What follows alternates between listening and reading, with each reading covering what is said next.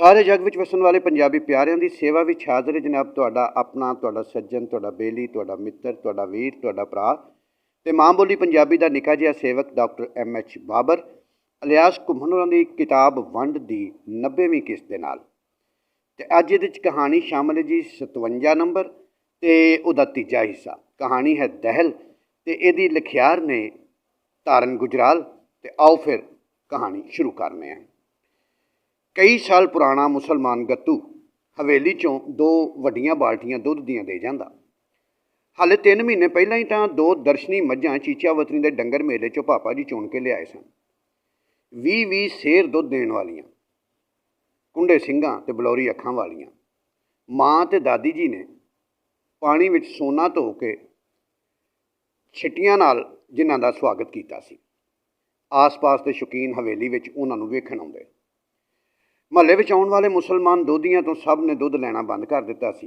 की खबर दुध विच जहर ही मिला के लिआए होण। सो जिन्हां दे घर मझां सन, दुध सी, उही सब नूं दुध वंड दिंदे उन्हां दी लोड़ मुताबक। हुण मक्खण घिओ जोड़ के करना भी की सी, की पता किस वेले की हो जाए। जिंदगी तां उच्ची चोटी ते बाहां खिलार के खड़ी सी, एकदम तैयार खुड विच छाल मारन लई। रोज़ परात भर के मां आटा गुन्नदी आदत मूजब, पर भुख मर गई सी। मसां 2-4 गराइयां ही अंदर लंघ सकदियां। उस दिन सवेरे सवेरे वो आलू के परौंठे पका रही सी।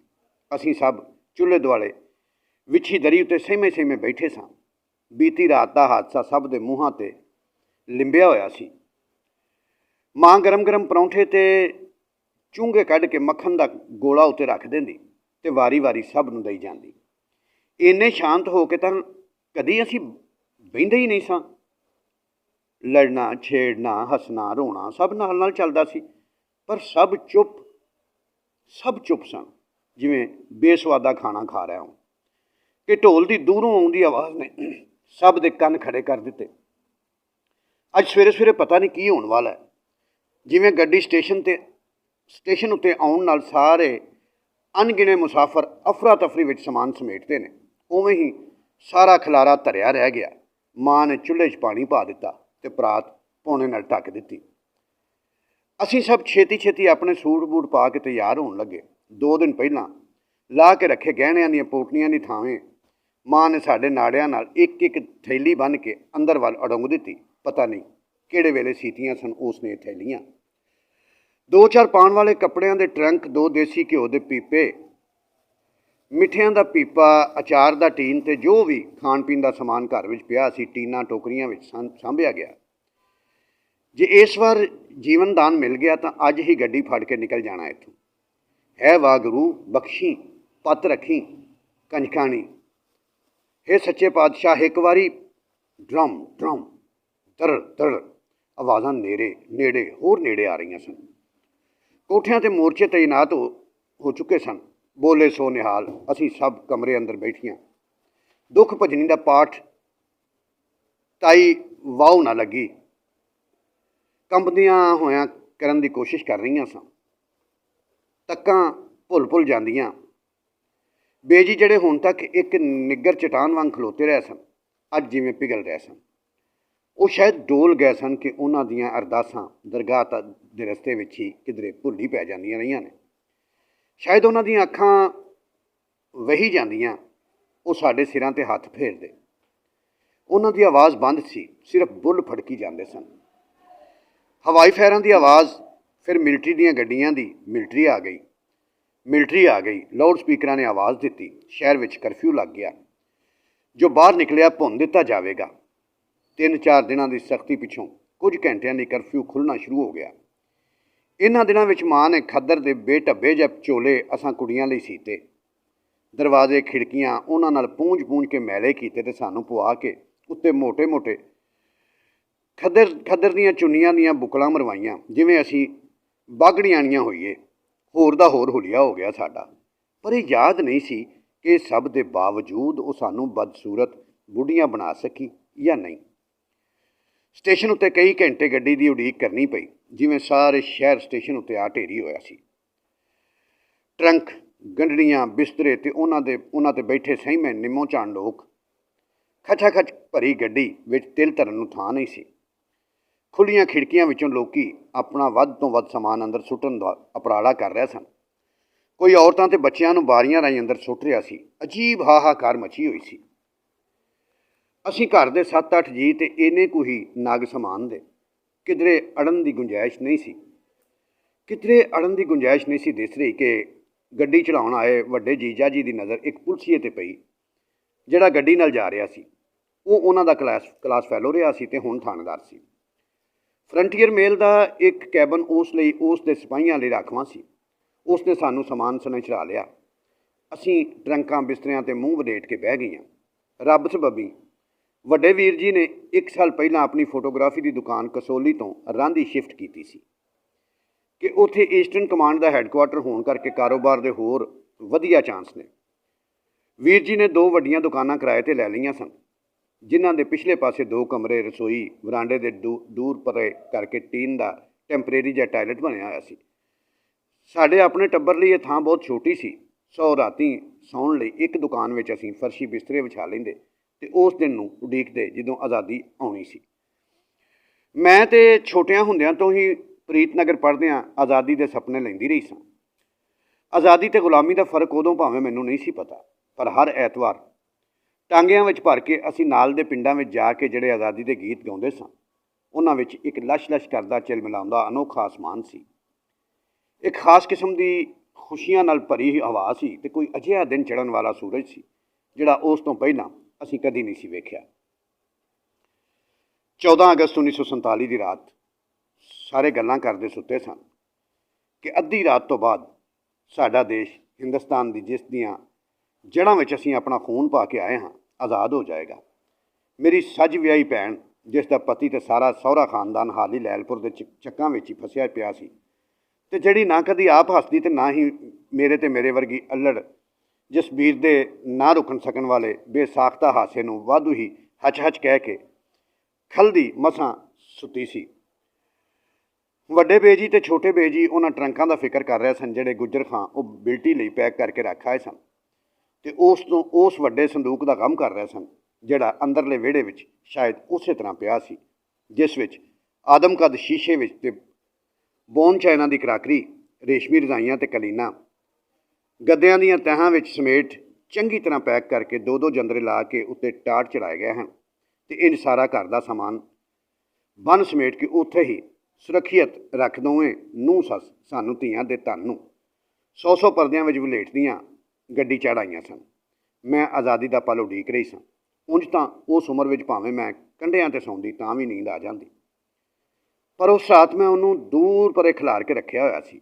ਪਰ ਪਤਾ ਹੀ ਨਾ ਲੱਗਾ ਕਿਸ ਵੇਲੇ ਅੱਖ ਲੱਗ ਗਈ ਕਿ ਅਚਾਨਕ ਗੋਲੇ ਛੱਟਣੇ ਸ਼ੁਰੂ ਹੋ ਗਏ। ਤੇਜ਼ ਰੋਸ਼ਨੀ ਦੇ ਲਿਸ਼ਕਾਰੇ ਤੇ ਉੱਚੀਆਂ ਆਵਾਜ਼ਾਂ ਦੇ ਸ਼ੋਰ ਮੇਰੀ ਕੰਬਣੀ ਛਿੜ ਗਈ। ਢੋਹ ਦੇ ਪਰੇ ਸੁੱਤੇ ਨਿੱਕੇ ਬੇਜੀ ਨਾਲ ਚੰਬੜ ਗਈ। ਬੇਜੀ ਉਹ ਆ ਗਏ। ਬੇਜੀ ਹੜਬੜਾ ਕੇ ਉੱਠੇ ਤੇ ਸਾਰੀ ਗੱਲ ਸਮਝ ਕੇ ਮੇਰਾ ਮੂੰਹ ਚੁੰਮਿਆ। ਚੱਲੀਏ, ਉਹ ਨਹੀਂ ਆਏ, ਆਜ਼ਾਦੀ ਆਈ ਏ। ਪਰ ਇਹ ਕਿਹੋ ਜਿਹੀ ਆਜ਼ਾਦੀ ਸੀ? ਭਾਵੇਂ ਰਾਂਚੀ ਬੜੀ ਸੋਹਣੀ ਹਰੀ ਭਰੀ ਨਿੱਕੀਆਂ ਤੇ ਸਾਫ਼ ਸੁਥਰੀਆਂ ਸੜਕਾਂ ਵਾਲੀ ਥਾਂ ਸੀ, ਜਿੱਥੇ ਅਸਾਂ ਪਹਿਲੀ ਵਾਰ ਹੱਥ ਰਕਸ਼ੇ ਤੇ ਸਾਈਕਲ ਰਕਸ਼ੇ ਵੇਖੇ, ਵੱਡੇ ਕਟਹਿਲ ਵੇਖੇ, ਲੀਚੀ, ਪਪੀਤੇ ਤੇ ਪੇਰ ਵਰਗੇ ਫਲ ਚੱਖੇ, ਪਰ ਕਣਕ ਤਾਂ ਉੱਥੇ ਮਿਲਦੀ ਨਹੀਂ ਸੀ। ਚੌਲ ਖਾ ਅਸੀਂ ਮਰਨ ਹਾਕੇ ਹੋਏ ਪਏ ਸਾਂ। ਕਿੰਨਾ ਅਜੀਬੋ ਗਰੀਬ ਅਨੋਭੋ ਯਾਨੀ ਤਜਰਬਾ ਸੀ ਇਸ ਨਵੇਂ ਮੁਲਕ ਤੇ ਨਵੇਂ ਮਾਹੌਲ ਦਾ, ਜਿਸ ਵਿੱਚ ਸਿਰਫ ਕਣਕ ਲੈਣ ਲਈ ਸਾਨੂੰ ਰਿਫਿਊਜੀ ਕੈਂਪ ਵਿੱਚ ਰਹਿਣਾ ਪੈ ਗਿਆ। ਕੈਂਪ ਵਿੱਚ ਸਿੰਧੀ, ਪੰਜਾਬੀ, ਬਾਵਲਪੁਰੀ, ਬੰਨੂਵਾਲ, ਪਸ਼ੌਰੀਏ ਤੇ ਮੀਰਪੁਰੀਏ ਆਪਣੇ ਆਪਣੇ ਰੰਗ ਰਿਵਾਜ ਤੇ ਬੋਲੀਆਂ ਲੈ ਕੇ ਆਏ। 3-4 ਸਾਲਾਂ ਵਿੱਚ ਰਾਂਚੀ ਹੋਰ ਵੀ ਕਈ ਪੰਜਾਬੀ ਟੱਬਰ ਆਣ ਵਸੇ। ਮੈਨੂੰ 19ਵਾਂ ਚੜ੍ਹ ਪਿਆ ਸੀ ਤੇ ਜਸਬੀਰ 17ਵੇਂ ਵਿੱਚ ਸੀ। ਅਸੀਂ ਦੋਵੇਂ ਹਰ ਵੇਲੇ ਕੜਿੰਗੜੀ ਪਾਈ ਰੱਖਦੀਆਂ, ਘਰ ਕਰਦੀਆਂ, ਘੁਰ ਕਰਦੀਆਂ, ਐਵੇਂ ਹੀ ਹੱਸਦੀਆਂ। ਪਤਾ ਨਹੀਂ ਕੀ ਹੋਇਆ ਰਹਿੰਦਾ ਸੀ ਉਦੋਂ ਕਿ ਕਈ ਵਾਰੀ ਜਦੋਂ ਪਿਛਲੇ ਬਲਾਕ ਵਿੱਚ ਰਹਿੰਦੀ ਬਾਵਲਪੁਰਨੀ ਰੋ ਕੇ ਆਪਣੀ ਠੱਲੀ ਬੋਲੀ ਵਿੱਚ ਪਾਕਿਸਤਾਨ ਦੀ ਤਰਸਦੀ ਦੀ ਵਿਥਿਆ ਸੁਣਾਉਂਦੀ ਤਾਂ ਉਸ ਦੀ ਅਜੀਬ ਜਿਹੀ ਸੂਰਤ ਤੇ ਭਾਸ਼ਾ ਸੁਣ ਕੇ ਅਸੀਂ ਮੂੰਹ 'ਤੇ ਹੱਥ ਰੱਖ ਕੇ ਅੰਦਰ ਦੌੜ ਜਾਂਦੀਆਂ ਤੇ ਕਿੰਨੀ ਦੇਰ ਹੱਸ ਕੇ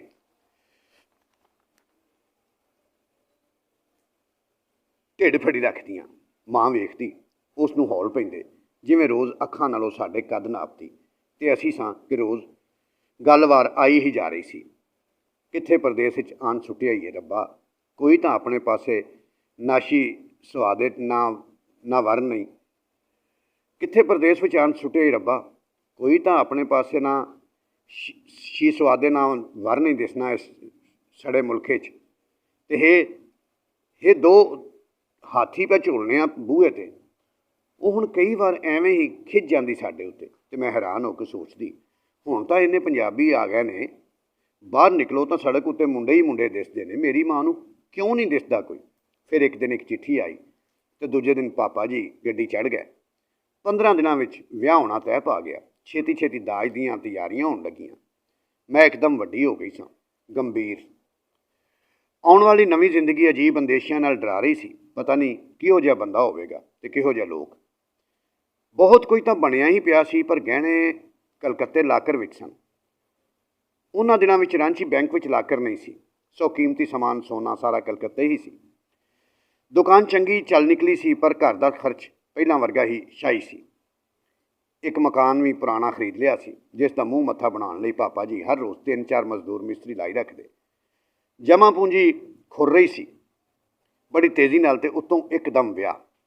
ਇੱਕ ਦਿਨ ਅੰਬ ਦੀ ਛਾਂ ਵਿੱਚ ਮੰਜੀ 'ਤੇ ਬੈਠੀ ਮੈਂ ਦਾਜ ਲਈ ਅੰਬਰੀ ਰੰਗ ਦਾ ਬੈੱਡ ਕਵਰ ਕੱਢ ਰਹੀ ਸਾਂ ਕਿ ਦਾਦੀ ਜੀ ਹੌਲੀ ਹੌਲੀ ਟੁਰਦੇ ਮੇਰੀ ਮੰਜੀ 'ਤੇ ਆ ਕੇ ਬਹਿ ਗਏ। ਉਹਨਾਂ ਦੁਪੱਟੇ ਹੇਠਾਂ ਕੁਝ ਛੁਪਾਇਆ ਹੋਇਆ ਸੀ। ਕੁਝ ਚਿਰ ਉਹ ਨੀਝ ਲਾ ਕੇ ਮੇਰੇ ਮੂੰਹ ਵੱਲ ਵੇਖਦੇ ਰਹੇ, ਅਤੇ ਫਿਰ ਇੱਕ ਵੱਡਾ ਸਾਰਾ ਲਾਕਟ ਮੇਰੀ ਹਥੇਲੀ 'ਤੇ ਰੱਖ ਦਿੱਤਾ। ਇਹ ਮੋਟੀ ਭਾਰੀ ਸੋਨੇ ਦੀ ਚੇਨ ਵਿੱਚ ਜਿਹੜੀ ਅਸਲੀ ਐਮਰਡ ਦੀ ਮੁੱਠੀ ਜਿੰਨੀ ਹੌਲ ਦਿੰਦੀ ਸੀ, ਜਿਹੜੀ ਛਾਤੀ ਦੇ ਵਿਚਕਾਰਲੀ ਥਾਂ ਪੂਰੇ ਕੱਜ ਸਕਦੀ ਸੀ। ਬੱਚੀਏ ਮੈਂਡੀਏ, ਜੇ ਮੈਂ ਕੀ ਪਸੰਦ ਆਵੇ ਤਾਂ ਹੇ ਹੌਲਾ ਦਿੱਲੀ ਤੋਂ ਵਾਜੇ ਵਿੱਚ ਲੈ ਜਾ, ਅਤੇ ਇਹ ਮੈਂਡੀਆਂ ਚੂੜੀਆਂ ਹੁਣ ਵੀ ਦਿਹਾੜੇ ਕੁਝ ਨਹੀਂ, ਅਤੇ ਤੇਰੇ ਪਾਪਾ ਕਲਕੱਤੇ ਨਹੀਂ ਜਾ ਸਕਣੇ। ਉਹਨਾਂ ਚਾਰੇ ਚੂੜੀਆਂ ਲਾ ਕੇ ਆਪਣੀਆਂ ਬਾਹਾਂ ਸਖਣੀਆਂ ਕਰ ਲਈਆਂ। ਨਹੀਂ, ਇੰਜ ਨਾ ਕਰੋ ਬੇ ਜੀ, ਮੈਨੂੰ ਕੁਝ ਨਹੀਂ ਚਾਹੀਦਾ, ਮੈਂ ਨਹੀਂ ਲੈਣੇ ਇਸ ਤਰ੍ਹਾਂ ਤੁਹਾਡੇ ਗਹਿਣੇ। ਅਤੇ ਸਭ ਨੂੰ ਛੱਡ ਕੇ ਸਹੁਰੇ ਟੁਰ ਜਾਣ ਦੀ ਗਹਿਰੀ ਉਦਾਸੀ ਨੇ ਮੇਰੀਆਂ ਭੁੱਬਾਂ ਕੱਢ ਦਿੱਤੀਆਂ। ਮੈਂ ਕਿਸੇ ਤਰ੍ਹਾਂ ਵੀ ਬੇਜੀ ਦੇ ਗਹਿਣੇ ਉਤਰਵਾ ਕੇ ਲੈਣ ਲਈ ਰਾਜ਼ੀ ਨਹੀਂ ਸਾਂ। ਮੇਲ ਆ ਰਿਹਾ ਸੀ। ਪੈਸਿਆਂ ਦਾ ਇੰਤਜ਼ਾਮ ਵੀ ਇੱਕ ਪਾਪਾ ਜੀ ਦੇ ਬੇਸ਼ੁਮਾਰ ਅਹਿਸਾਨਾਂ ਥੱਲੇ ਦੱਬੇ ਰਿਸ਼ਤੇਦਾਰ ਵੱਲੋਂ ਹੋ ਗਿਆ ਸੀ, ਅਤੇ ਸੋਨਾ ਖਰੀਦ ਲਿਆ ਗਿਆ ਸੀ ਦਾਜ ਲਈ। ਹਾਲੀ ਮਸਾਂ 6 ਮਹੀਨੇ ਹੀ ਹੋਏ ਸਨ ਵਿਆਹ ਨੂੰ ਕਿ ਪਾਪਾ ਜੀ ਦੀ ਚਿੱਠੀ ਆਈ। ਉਹ ਅਤੇ ਬੇਜੀ ਦਿੱਲੀ ਕਿਸੇ ਕੰਮ ਜਾ ਰਹੇ ਨੇ, ਅਤੇ ਅਸੀਂ ਦੋਵੇਂ ਕਾਨਪੁਰ ਦੇ ਸਟੇਸ਼ਨ 'ਤੇ ਉਹਨਾਂ ਨੂੰ ਮਿਲ ਲਈਏ। ਅਸੀਂ ਹੈਰਾਨ ਸਾਂ ਕਿ ਕੀ ਭਾਜੜ ਪੈ ਗਈ, ਕਿਉਂ ਜਾ ਰਹੇ ਨੇ ਦਿੱਲੀ ਬਿਨਾਂ ਵਜ੍ਹਾ। ਬਹੁਤ ਪੁੱਛਣ 'ਤੇ ਮਾਂ ਨੇ ਦੱਸਿਆ ਕਿ ਪੈਸਿਆਂ ਦਾ ਤਕਾਜ਼ਾ ਆਉਣ 'ਤੇ ਅਸੀਂ ਦੋਵੇਂ ਕਲਕੱਤੇ ਚਲੇ ਗਏ, ਅਤੇ ਉੱਥੋਂ ਸਿੱਧੇ ਹੀ ਦਿੱਲੀ ਗਹਿਣੇ ਵੇਚਣ ਜਾ ਰਹੇ ਹਾਂ, ਜਿਸ ਵਿੱਚ ਜ਼ਰੂਰ ਉਹ ਲਸ਼ ਕਰਦੇ ਸ਼ੇਰ ਦੇ ਮੂੰਹ ਵਾਲੇ ਕੜੇ ਅਤੇ ਚੂੜੀਆਂ ਵੀ ਸਨ। ਕਈ ਰਾਤਾਂ ਮੈਂ ਸੌਂ ਨਹੀਂ ਸਾਂ ਸਕੀ। ਮੈਨੂੰ ਉਹ ਮੰਜ਼ਰ ਯਾਦ ਆਉਂਦਾ ਜਿਵੇਂ ਜਾਨ ਹਥੇਲੀ 'ਤੇ ਰੱਖ ਕੇ ਗਹਿਣੇ ਬਚਾਏ ਗਏ ਸਨ, ਜੋ ਮੇਰੇ ਕਰਕੇ ਵੇਚਣੇ ਪੈ ਗਏ। ਮੈਂ ਆਪਣੇ ਆਪ ਨੂੰ ਅਪਰਾਧੀ ਮਹਿਸੂਸ ਕਰ ਰਹੀ ਸਾਂ। ਇਸ ਗੱਲ ਨੂੰ ਇੱਕ ਅਰਸਾ ਬੀਤ ਗਿਆ। ਗੱਲ ਆਈ ਗਈ ਹੋ ਗਈ। ਮਨੋਂ ਦੀ ਦਾਤਰੀ ਦੇ ਵੱਡੇ ਹੋਏ ਪੰਜਾਬੀ ਫੇਰ ਮੋਇਆਂ ਵਾਂਗ ਪ੍ਰਫੁੱਲਤ ਹੋ ਗਏ ਸਨ, ਅੱਗੇ ਨਾਲੋਂ ਵੀ ਵੱਧ ਚੜ੍ਹ ਕੇ। ਅਤੇ ਫਿਰ ਇੱਕ ਰਾਤ ਮੈਨੂੰ ਇਹ ਸੁਪਨਾ ਆਇਆ ਸੋਨੇ ਵਾਲਾ। ਉਸ ਤੋਂ ਪਿੱਛੋਂ ਇਹ ਆਉਂਦਾ ਹੀ ਰਿਹਾ, ਅਤੇ ਹਰ ਵਾਰ ਮੈਨੂੰ ਸੋਚ ਦੇ ਡੂੰਘੇ ਖੂਹ ਵਿੱਚ ਸੁੱਟ ਕੇ ਜਾਂਦਾ ਰਿਹਾ। ਪਰ ਮੈਂ ਕਈ ਸਿਆਣਿਆਂ ਤੋਂ ਪੁੱਛ ਹਾਰ ਗਈ ਹਾਂ। ਕੋਈ ਕੁਝ ਕਹਿੰਦਾ, ਕੋਈ ਕੁਝ, ਪਰ ਮੇਰੀ ਤਸੱਲੀ ਹੀ ਨਹੀਂ ਹੋ ਰਹੀ। ਅੱਜ ਇਹ ਕਹਾਣੀ ਲਿਖਣ ਤੋਂ ਪਿੱਛੋਂ ਮੇਰੇ ਸਿਰ ਤੋਂ ਬਹੁਤ ਭਾਰ ਲੈ ਗਿਆ। ਮੈਨੂੰ ਇਹ ਸੋਨੇ ਦੀ ਚੋਰੀ ਦਾ ਭੇਦ ਲੱਭ ਗਿਆ ਲੱਗਦਾ ਹੈ। ਹੇ ਮਾਂ, ਹੇ ਮੇਰੇ ਪਿਆਰੇ ਬੇਜੀ, ਜੇ ਤੁਹਾਡੀ ਰੂਹ ਨੂੰ ਮੇਰੀ ਆਵਾਜ਼ ਸੁਣਾਈ ਦਿੰਦੀ ਹੈ ਤਾਂ ਮੈਂ ਤੁਹਾਡੀ ਆਪਣੇ ਸਾਹਾਂ ਵਿੱਚ ਰਚੀ ਮੌਜੂਦਗੀ ਸਹੁੰ ਖਾ ਕੇ ਕਹਿੰਦੀ ਹਾਂ ਕਿ ਮੈਂ ਕਦੀ ਤੁਹਾਡੇ ਗਹਿਣੇ ਚੋਰੀ ਨਹੀਂ ਕੀਤੇ, ਕਦੀ ਵੀ ਨਹੀਂ। ਉਹ ਤਾਂ ਤੁਸੀਂ ਆਪ ਵੇਚੇ ਸਨ ਮੇਰੀ ਖੁਸ਼ੀ ਲਈ। ਮੈਨੂੰ ਪੂਰਾ ਵਿਸ਼ਵਾਸ ਹੈ ਕਿ ਅੱਜ ਤੋਂ ਬਾਅਦ ਮੈਂ ਕਦੀ ਵੀ ਇਹ ਭਿਆਨਕ ਸੁਪਨਾ ਮੈਨੂੰ ਨਹੀਂ ਆਵੇਗਾ। ਹੁਣ ਕਦੀ ਵੀ ਇਹ ਭਿਆਨਕ ਸੁਪਨਾ ਮੈਨੂੰ ਨਹੀਂ ਆਵੇਗਾ।